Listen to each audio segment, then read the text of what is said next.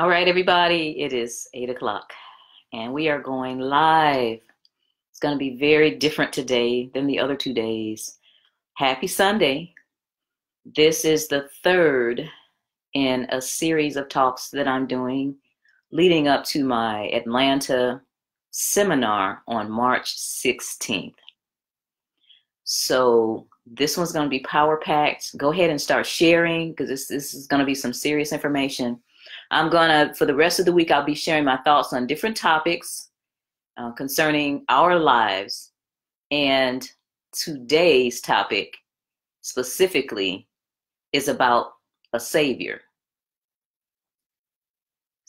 of the world, specifically who is not your savior. Tonight, I am going to read as if it's a commentary, which it is. It started out being my regular old talk where I'm just kind of talking and, free doing it and not reading a script. But this got really serious to me. And what I want to do is make sure that I'm covering all the points and trying to keep the emotion of it at a lower level. Because most people, when they get emotional, they get off track and get on rabbit trails and get off point. So I want to stay on point tonight. So I am going to read what I have put together tonight. Is everybody okay with that? All right, great. I see the thumbs up. So we're going to get started. My eyes are going to go off to the side because I'm reading. And I'm gonna go slow so that my emotions won't get worked up, because I know when I get on my soapbox, things happen, that neck starts swinging, and then that southern drawl comes in and all that. I'm going to try to contain all that. So here we go. There are three sets of people that want to be your savior. They want to control your finances, your time, and your possessions. Who are these people? They're the government, the corporation, and the banksters. They often act like they're the Almighty himself when it comes down to you and your family, but they don't even practice what they preach. We're going to discuss all three of them in this order. We're going to talk about the government first, the corporations, and then the banksters. Look around. You see so many people embroiled in arguments about this senator and what he did, or what that congressman is planning on doing. You hear the Democrats spewing venom about the Republicans, and the Republicans throwing elephant crap at the Democrats. Some of you even participate in this foolishness. Trump this, Pelosi that. Well, I'm going to let you in on something. These people are sleeping in the same bed, and they are raping us all. You see, these high-powered government smucks have a plan. Their goal, their MO, is to stay in power, stay ultra-wealthy, and keep you down. These same people that you see screaming at each other on television, I've seen in pictures, hugging, grinning, and backslapping in their McMansions while we eat beans and rice. But they have to keep you thinking that you don't have a choice. They have to keep you thinking that you have to take sides, and you don't. They want to make sure that you hate the other side and that you'll even spend time working for them against the other side. That way you won't have time to work on building your own financial fortress. Stop spending time playing into the political games. Now, I'm not telling you not to vote with those voting machines that have been proven to have been manipulated on several occasions. What I am telling you is this, that changing the players without changing the game is an act in futility. Pause and think about that. Stop waiting on the government to save you, no matter who's in office. Bernie with his unicorns or Trump with his toupee. It's still your responsibility to figure out how you can live your best life. Now let's move on to the corporations. Corporations are oftentimes the new plantation owners, and the color of your skin does not matter. The average corporate CEO earns $766,300 a year. That's $62,970 a month. They make more in 1 month than the average American worker earns in a year. Most corporations are all about the bottom line. They care nothing about your safety, nothing about your knowledge, your finances, or your family needs. Lots of them have moved offshore to get very cheap labor, worker bees. These worker bees will wear themselves out and die before their 40th birthday. Does this sound like somebody that you want in control of your life? Deciding where you live, what kind of car you drive, and where you go for vacation? Certainly not. What we have to do is we have to divest ourselves from the corporations by starting our own corporations.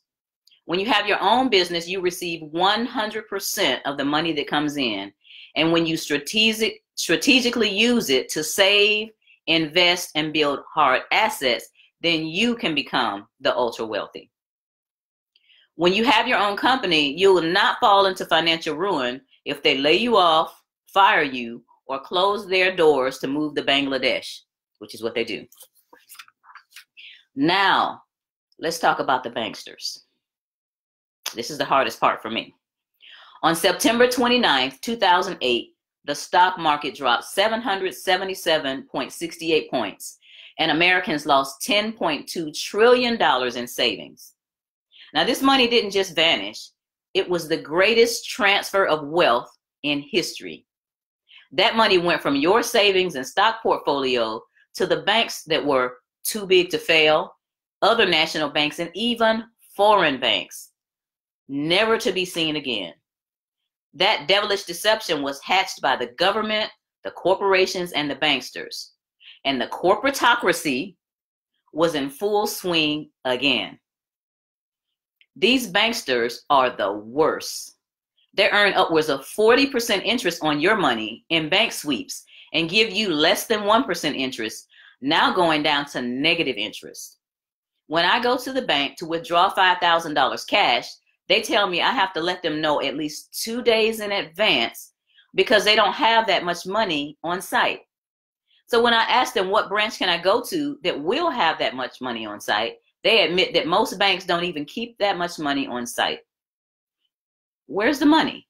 They've loaned it to somebody else, other people, where they can earn 40% interest on it, and you can't even get your money when you need it. And you can't even get a business loan when you need a business loan. You all know what I'm talking about. I talk to you all the time. They don't want to give you the money when you need the money. Then you start making money, then you get all these offers in the mail. Enough said about that. Now, when you go into the bank to deposit a check, this is what used to happen to me, for real, for real. When you go into the bank to deposit a check for $5,000, they want to tell you that there is a 10-day hold on your money. But I got wise to that scam long ago. You see, the person that gave me the check had it deducted from their account the very next day after they gave me the check. But my bank didn't put it in my account. Why?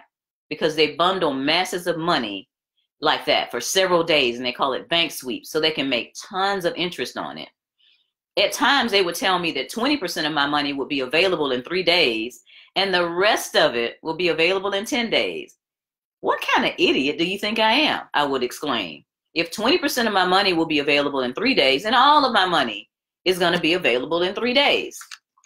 Because of this electronic banking system that we have, it takes only 1 day for these checks to clear. 1 day. So what I started doing was going to the branch manager, letting him know that I knew that they were making tons of money on my money, letting him know that the money had already left the giver's bank account and that he better loose my money. And that's what I said to him. So I got to the point where when I would come in with a large check, I went straight to the branch manager's office, peeked in his window or his door and whispered, "Loose my money." And what he would do is he would come out laughing, but he would tell the tellers to go ahead and make my money available. Shouldn't have to be this way, people. It should not have to be this way. The banksters have the largest buildings all over the country, and many of the banks have their name on stadiums. If the trillions of dollars that were given to the banks after the 2008 depression were instead given to every homeowner to pay off their mortgages, most families would have been mortgage-free, able to invest and build hard assets, start businesses, and better educate their children. That would have been so great, but that's not what they wanted. That's not what they wanted. Now you see why I had to read this one. You see me rocking in my seat. This gets too emotional and gets me off track. So here we are. We still have the government looking over our shoulders with all this new big brother crap. We still have the corporations working us like slaves, daring us to quit because there are 9 people waiting in line to take the jobs. And we still have the bankers charging us 28% interest on loans, which are really nothing. They're not loaning us anything. It comes out of thin air. And charging late fees if your payment doesn't make it into their office by 10 o'clock the day of. We're still there. What are you going to do about it? I'm praying that this post is going to get you ticked off enough to do at least 3 things. Number 1, for the month of March, unplug the TV and the video games all together, all over the house. Nobody in the house watch anything, not even the children. Not even March Madness. Those athletes aren't giving you a dime to jump up and down and scream like you do while they put a ball in a basket. As I've stated before, until LeBron James starts stroking me a check, my team is the Jackson team. Next, take the time that you're not entertaining yourself anymore in March and start researching home-based businesses that you can start. I give details on how to select the best home-based business when I conduct seminars, but in the meantime, start thinking about something that you wouldn't mind doing as a business to make money. If you already have a business, start thinking of and researching ways to grow that business so that it'll be viable and you can continue on with that business and make more money. Third, think about getting a mentor that can lead you through the maze of business ownership and growth. I'm not the only one out here with the experience from the School of Hard Knocks, but be sure that those of us out here doing it are far better equipped to teach you than someone sitting at a desk at a college at which you're going to have to pay at least $40,000 to attend and graduate from. The best teacher is experience, and learning from those that are experienced will get you to your goals quicker and with much more street sense and business savvy. Unless you plan on entering a career that requires a license, you don't need to spend thousands of dollars on a degree anymore. Most young folks coming out of school in the last 10 years have student loans far above what they earn. So they've been forced into slavery, into the corporations to pay for the university loans.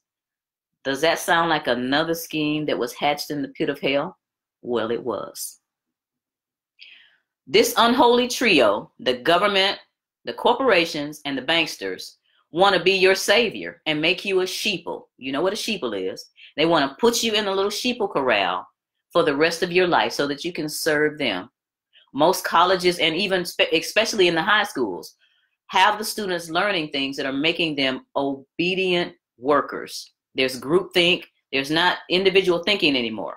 Everything's a group project, and it's to make you in a herd and be an obedient worker for some of the corporations. There was a movie a long time ago. I'm getting off now. It was called Rollerball, and it was James Caan. And that movie was really deep for its day because the corporations had taken over the whole world, and everybody was working for the corporations. Even if you had a wife and one of the corporate executives liked your wife, she had to go with him. It was a deep movie, but we're moving to a point where the corporations with the banksters and the government are trying to rule our lives. We have, and I'm off track now, guys. We have unalienable rights. You've heard that before. We know these truths to be self-evident, but all men are created equal with certain, not inalienable, there's nothing alien about them, with certain unalienable rights. Your life, liberty, and the pursuit of happiness. Unalienable means you can't put a lien on it. So you can't put a lien on the rights that God gave me. And I have the right to pursue life, liberty, and happiness for myself and my family. And no government, no corporation, nor bankster is going to get in my way. How about you? Now, turn off the TV, turn off the video games, get your own business started, get some help from some experienced business owners, and do it now. This is going to be a short one today. I'm going to close. This is Black History Month. I'm going to close with a quote from one of my favorite people, Harriet Tubman. Harriet Tubman said, "I freed 1,000 slaves. I could have freed 1,000 more if they only knew they were slaves." Enough said. Good night, and I will see you tomorrow night at 8.